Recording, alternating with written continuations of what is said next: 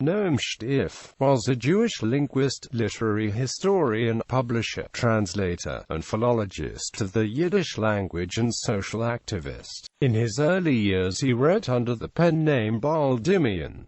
Early years. Shtif was born on the 29th of September 1879 to a prosperous family in Rovno, Volhynia.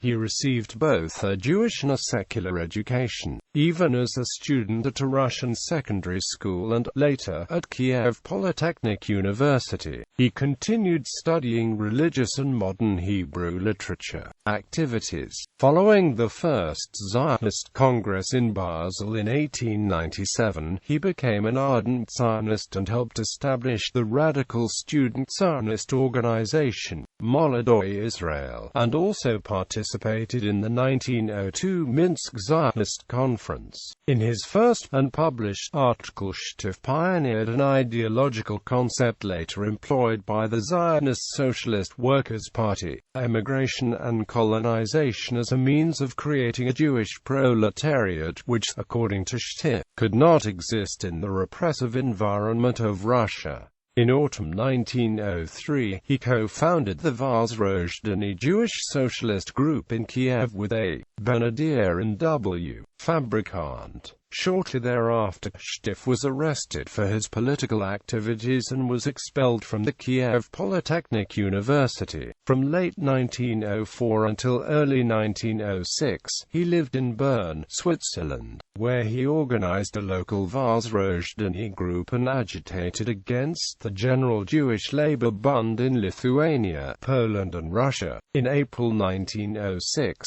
with other activists from Vozrozhdeny, he founded the Jewish Socialist Labor Party in Kiev. Its members, also known as Samists, sought Jewish national autonomy in Russia and became committed Yiddishists. Between 1906 and 1910, Shtif spent time in Kiev, Vilna, Vitebsk, and St. Petersburg. He was a party agitator, an editor for modern Yiddish literature at the Kletskin Publishing House in Vilna, and an employee of the Jewish Colonization Association. He also published several articles on literary criticism, politics and Yiddish philology in Russian and Yiddish periodicals. In 1910, he moved back to Rovno, where he worked at a Jewish bank and contributed to various periodicals, usually under the pseudonym Baal Dimion. He completed his dissertation and graduated from the Yaroslavl Law School in 1913. In 1914, Shtif returned to Vilna and became the editor of the publication Die Vokh. Also in 1914, he started the Yiddish children's series.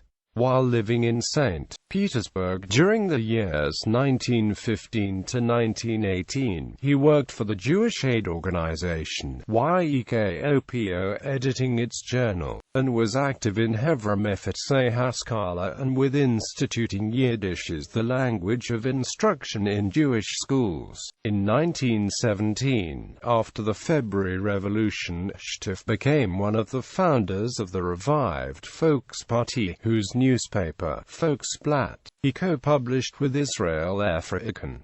In 1918, Shtif moved to Kiev, where he was active in YEKOPO and also devoted himself to journalism. His writings, including the pamphlet Yiddish und Yiddish oder Verseinen Yiddishisen und was wollen Sie, concerned the Jewish future in the post-war world, which Shtif envisioned as a brotherhood of nations that included Jews as an autonomous national collective with a highly developed Yiddish culture. After the Bolsheviks overtook Kiev in October 1920, Shtif left Russia, spending a short time in Minsk, where he and Zelig Kalmanovich gave lectures for Yiddish teachers, and then moved to Kovno. In 1922, he settled in Berlin after having earned a doctorate at Yaroslavl State University, Russia, with a thesis on criminal law in the Torah and Talmud. In October 1924,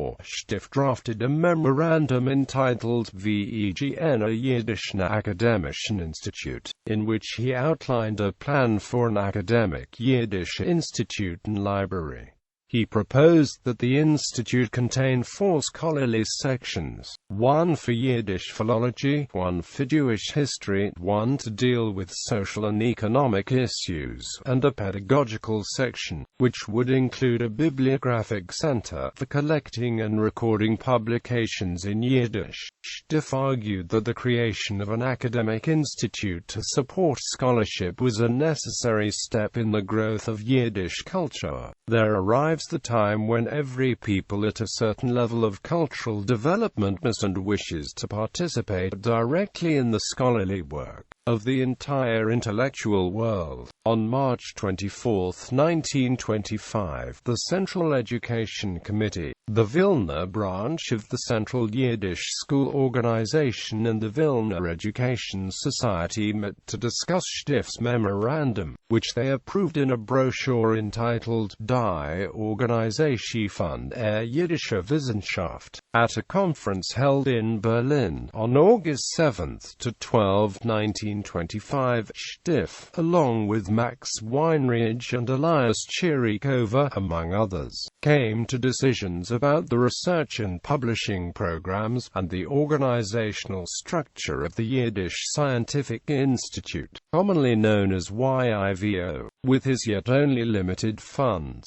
the research sections of the new institute, organized essentially along the lines that Shtif had proposed, began the work, at first both in Berlin and in Vilna, in fall 1925. Last year's Shtif, while involved in organizing the YIVO in Vilna, was lured by the unprecedented scale of state-sponsored Jewish cultural development in the Soviet Union, particularly in Ukraine. In 1926, he was invited to oversee the Kiev Institute of Jewish Proletarian Culture. At the same time, he launched a professional philological journal, Die Yiddishrak, later called AFN Front, which he also edited. He also continued to publish articles on the history of Yiddish literature and language, on language planning, on the development of Yiddish spelling, and on issues of stylistics.